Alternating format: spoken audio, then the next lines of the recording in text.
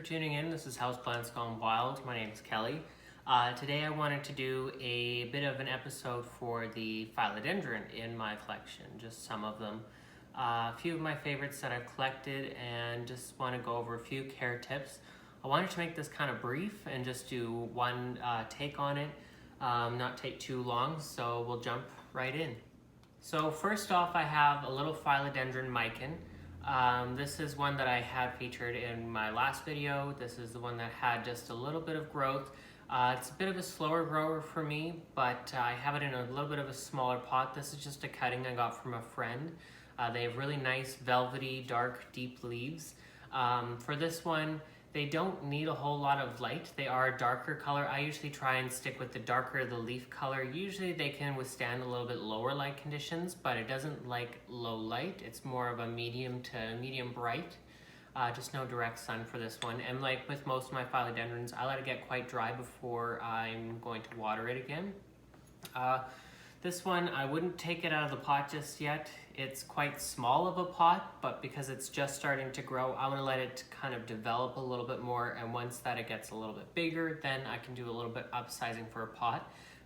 Terracotta as well helps with moisture wicking, but this one I'm just going to let it sit for a little while longer. This one here, this is my Philodendron narrow leaf, I do believe. Let's see the tag, Philodendron narrow. Yeah, tiger tooth, that's another one that they call this. So this one I've had for a little while now. I just have it in this cover pot here. But it does quite well in sort of a bright indirect light. I have this sort of just below our south-facing window, just enough that the light sort of catches over it, but it doesn't actually touch any of the foliage. It's got some really nice bright green leaves. And usually when I go to water and stuff, I'll make sure that I mist this one a little bit just because it likes a little extra humidity. And at that time, I can also check for things like spider mites. Spider mites are really common, I find, for a few of these plants, especially when they get in between. They can sort of start developing their webbing. Soil-wise, well-draining soil. I think it's around 10% orchid bark, actually. Just helps with a little bit of drainage. I have probably another 10% peat moss, 10% I believe it's a palm soil mixture that they have that I got from a hardware store. It's got some good charcoal in it. And then the rest I have sort of just a basic mix, but I can go over that in another video. So that's Philodendron narrow. It's a lot of the same care for a lot of these plants. This is one of my newest ones. This is the Philodendron Birkin. Just got it. It's got a new little leaf coming out here, but I've seen this one on Instagram. It's for Western Canada. It's one of the harder ones to find. There's sort of that new fab on Instagram, you know, variation. Same with the Pink Princess. It's kind of one of the new fads to have. This leaf is quite variegated. Same with this upper leaf, but some of the lower leaves are a little bit darker. This one's got a little bit, but I've been told that if you give it a little bit of a brighter light condition, they will have more variation as they put out new growth. So yeah, this is also terracotta. Just watered it fairly recent because I just got it just actually a few days ago. Philodendron Imperial Red.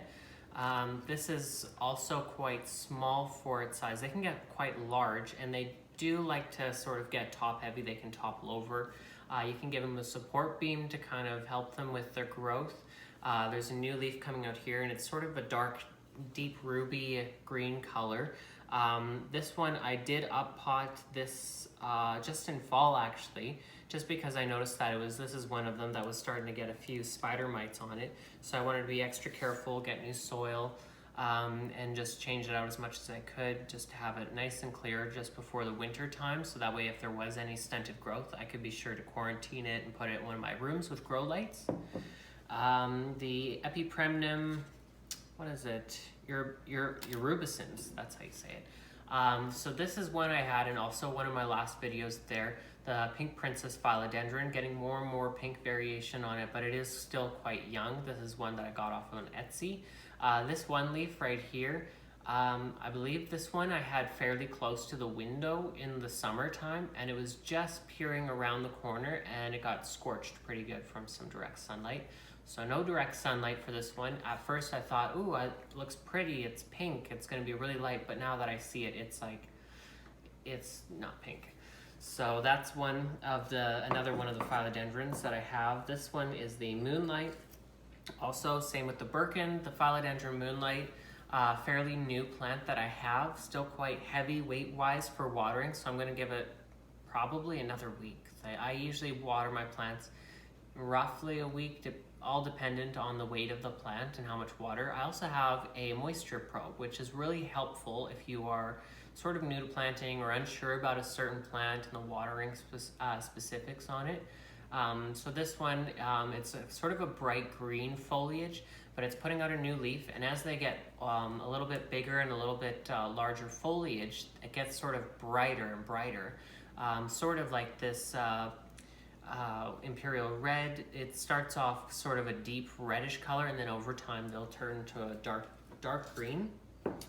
And then I had a Philodendron Rio, which was really hard to find, especially here in Western Canada. But I haven't been able to really keep that one going. This is just want to make sure that this is, Hartley Philodendron. This is the Brazil. Oh, if I can pick it up. It's kind of in a bigger pot because I did upsize it mid-summer. I just wanted to give it a little bit of extra room to grow. But this pot, this is the Brazil. So this one here, I still have it in the nursery pot actually. I didn't upsize this. $14.99 Phyllo Brazil. Is dripping a little bit, but there's no water pooling. If there is in these cover pots, I'm sure to drain it away right away. As you can see, these roots, they're starting to actually wander for the moisture. So they can start to get a little bit of root rot actually if you leave them at the bottom and submerged in water for too long.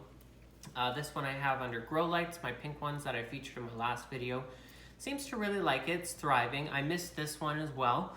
I feel like the misting actually helps with the new development of the foliage, just because sometimes the leaves, they can come out a little bit dry, and they sort of just struggle to peer out from these offshoots that they put out.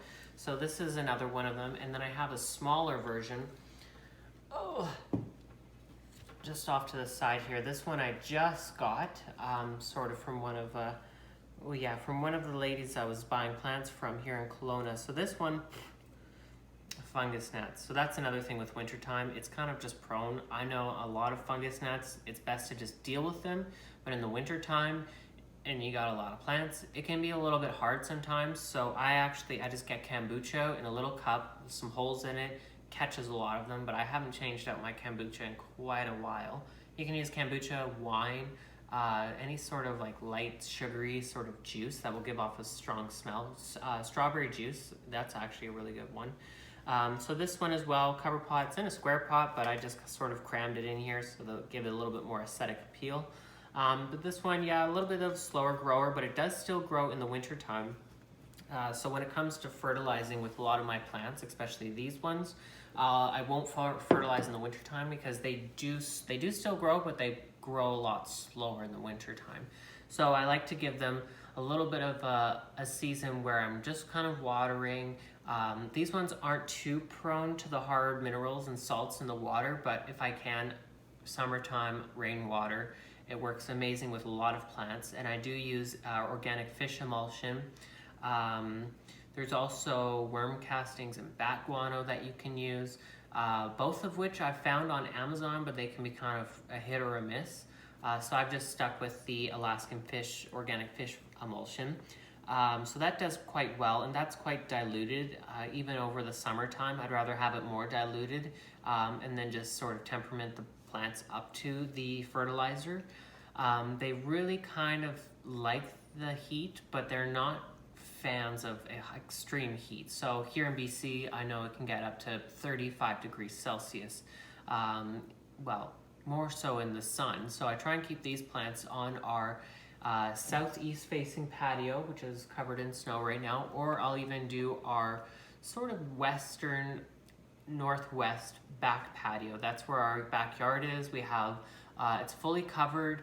It gets a lot of bright, I'd say it's medium light all day, because we have a rock wall that is in our backyard. So in the summertime, I'm going to shoot a video hopefully of all the plants that I get, begonias and a bunch of mint and a bunch of other stuff. So I find the light actually reflects a lot back off of, just from the plants and the rock wall and everything, just back onto the back patio a little bit.